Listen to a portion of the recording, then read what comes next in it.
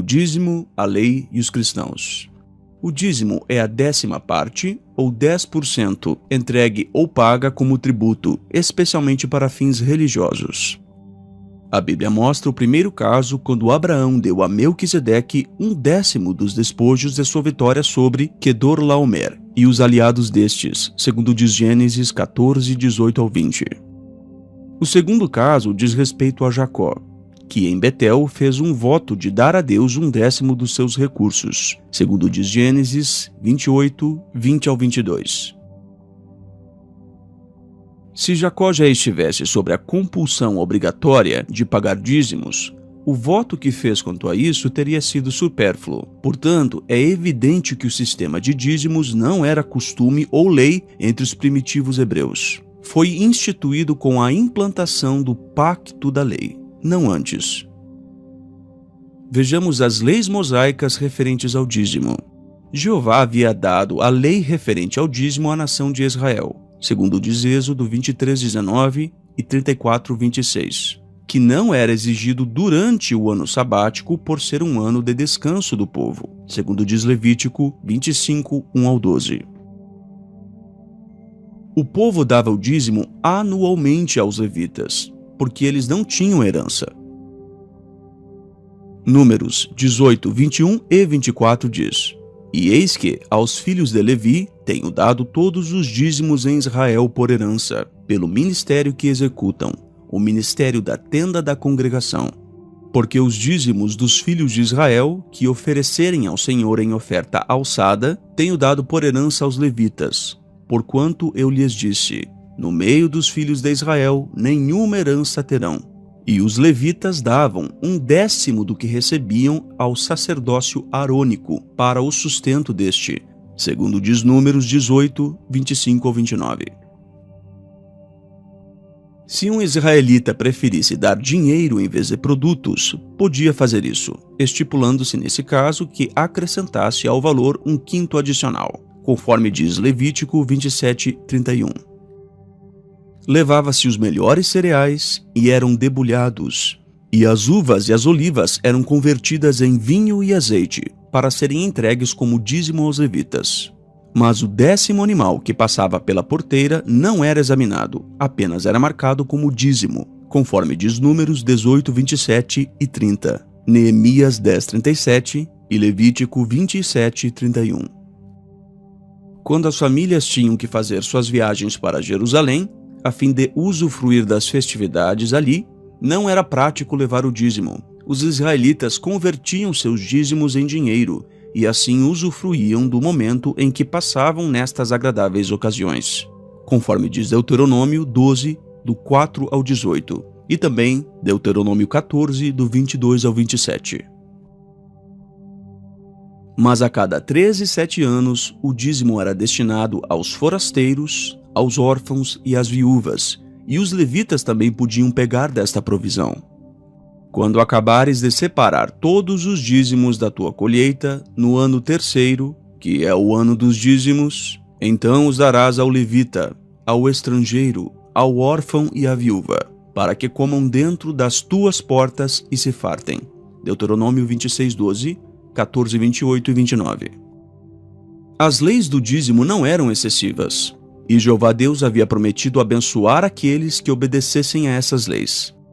Malaquias 3,10 diz: Trazei todos os dízimos à casa do tesouro, para que haja mantimento na minha casa. E depois fazei prova de mim nisto, diz o Senhor dos Exércitos, se eu não vos abrir as janelas do céu, e não derramar sobre vós uma bênção tal, até que não haja lugar suficiente para a recolherdes. Quando o povo ficava negligente referente ao dízimo, o sacerdócio sofria, pois tanto os levitas quanto os cantores tinham de deixar suas obrigações no templo para conseguirem seus sustentos, conforme diz Neemias 13:10. E quando as 10 tribos se apostataram, eles começaram a usar seus dízimos na adoração falsa de bezerros, conforme diz Amós 4, 4 e 5. Mas Jeová era fiel e nada faltava quando o povo fazia o que era correto. Não há nas Escrituras um castigo para quem não pagasse o dízimo. Isso era uma obrigação moral da nação. No fim do ciclo de 3 anos, os israelitas confessavam ter pagado integralmente seus dízimos, pois se assim não fizessem, eram considerados como que roubando de Jeová, conforme podemos ver em Malaquias 3, 7 ao 9, e também Deuteronômio 26, do 12 ao 15. Já na época de Jesus, a cobrança do dízimo ainda estava em vigor. Mas os escribas e fariseus faziam dessa cobrança um desvio da lei e do verdadeiro objetivo, porque deixavam de lado o que realmente era importante, conforme diz Mateus 15, do 1 ao 9. Do que adiantava para eles darem o 10º da hortelã e do endro e do cominho, se o que realmente importava eles deixavam de lado? Mateus 23, 23 diz: Ai de vós, escribas e fariseus, hipócritas, pois que dizimais a hortelã, o endro e o cominho, e desprezais o mais importante da lei, o juízo, a misericórdia e a fé. Deveis, porém, fazer estas coisas e não omitir aquelas. Lucas 11:42 diz: Mas ai de vós, fariseus, que dizimais a hortelã e a arruda e toda a hortaliça, e desprezais o juízo e o amor de Deus. Importava fazer essas coisas e não deixar as outras. Jesus considerou o cobrador de impostos na sua ilustração mais digno do que o fariseu que pagava o dízimo, porque ele se humilhou, conforme diz Lucas 18, do 9 ao 14.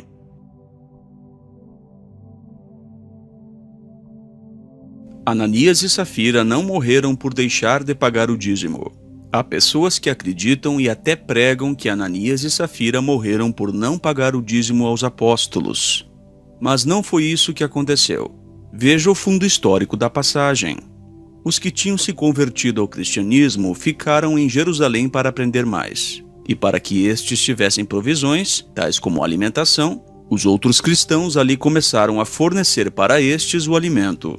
Veja o que José fez em Atos 4, 34 ao 37. Não havia, pois, entre eles necessitado algum, porque todos os que possuíam herdades ou casas, vendendo-as, traziam o preço do que fora vendido e o depositavam aos pés dos apóstolos. E repartia-se a cada um, segundo a necessidade que cada um tinha. Então José, cognominado pelos apóstolos Barnabé, que traduzido é Filho da Consolação, levita, natural de Chipre, possuindo uma herdade, vendeu-a, e trouxe o preço e o depositou aos pés dos apóstolos. Veja que nem se menciona o dízimo nesse texto. No capítulo 5, que conta a história de Ananias e Safira, veja a trama deles nos versículos 1 e 2. Mas um certo homem chamado Ananias, com Safira, sua mulher, vendeu uma propriedade e reteve parte do preço, sabendo-o também sua mulher, e, levando uma parte, a depositou aos pés dos apóstolos. Ananias não estava entregando o dízimo, e sim o valor total da venda. Mas ele escondeu uma parte dos apóstolos. Por causa de sua mentira, ele morreu. A mesma mentira contou a sua esposa Safira ao apóstolo Pedro, em Atos 5, 7 ao 10. Assim os dois morreram, não por deixar de pagar o dízimo, mas por mentir. Pedro, tendo recebido de Jesus o Espírito Santo, ele poderia perdoar ou não o pecado deles, mas como eram pecadores deliberados, não mereciam tal perdão. João 20, do 21 ao 23. Os cristãos não estão sujeitos a pagar dízimos. Mas como a congregação cristã recém-formada era financiada, já que não se usava mais o sacerdócio, vejam 2 Coríntios 8:12. Porque se há prontidão de vontade, será aceita segundo o que qualquer tem, e não segundo o que não tem. E o capítulo 9, versículo 7. Cada um contribua segundo propôs no seu coração, não com tristeza ou por necessidade, porque Deus ama ao que dá com alegria. Os cristãos tinham uma orientação de ajudar, não com contribuições fixas, mas com o que eles tinham. Até mesmo quem tomava conta da congregação trabalhava arduamente, e Paulo foi exemplo nisso, segundo diz Atos 18:3 e 1 Tessalonicenses 2:9. Já nas escrituras gregas, o Novo Testamento, não se menciona a cobrança de dízimos. Muitos usam o texto de Malaquias 3:10 como uma verdade absoluta para alegar a cobrança de dízimos. Mas lembre-se, o texto de Malaquias foi escrito por volta do ano 443, antes de Jesus entregar sua vida aqui na terra. O que isso tem a ver com o pagamento de dízimo? A lei de cobrança de dízimo findou com a morte de Jesus. Agora siga o raciocínio nos seguintes textos. Porque Cristo é o fim da lei. Por meio de sua carne, ele aboliu a inimizade, a lei de mandamentos em forma de decretos, e apagou o documento manuscrito que consistia em decretos e estava em oposição a nós. Com referência a Romanos 10:4, Efésios 2:15 e Colossenses 2:13 e 14. A partir do ano 33 da Era Comum, passou a existir um novo sacerdócio espiritual, não sustentado por dízimos, conforme diz Romanos 6:14 e 1 de Pedro 2:9. Quando o livro de Atos dos Apóstolos, no capítulo 15, menciona um concílio sobre as regras das quais eles ainda deviam seguir, veja o que dizem os versículos 28 e 29. Pareceu bem ao Espírito Santo e a nós, não impor a vocês nada além das seguintes exigências necessárias: abster-se de comida sacrificada aos ídolos, do sangue, da carne de animais estrangulados e da imoralidade sexual. Vocês farão bem em evitar essas coisas. Que tudo lhes vá bem. Muitos que hoje ainda pagam o dízimo não guardam os sábados, não fazem circuncisão, nem sacrifícios e as outras coisas que havia na lei. E aqui no texto lido não se faz mais referência a que se faça. Mas estes mesmos podem alegar: não há na Bíblia nenhum texto que diga que não é mais obrigatório o pagamento de dízimo. Será que não? Vamos concluir lendo Hebreus 7, 5, 12 e 18. O 5 diz assim: é verdade que, segundo a lei, aqueles entre os filhos de Levi que recebem o sacerdócio têm o mandamento de cobrar dízimos do povo, isto é, dos seus irmãos, embora estes sejam descendentes de Abraão. Os levitas tinham esse mandamento de cobrar o dízimo, mas não estamos servindo o sacerdócio de levitas de Israel.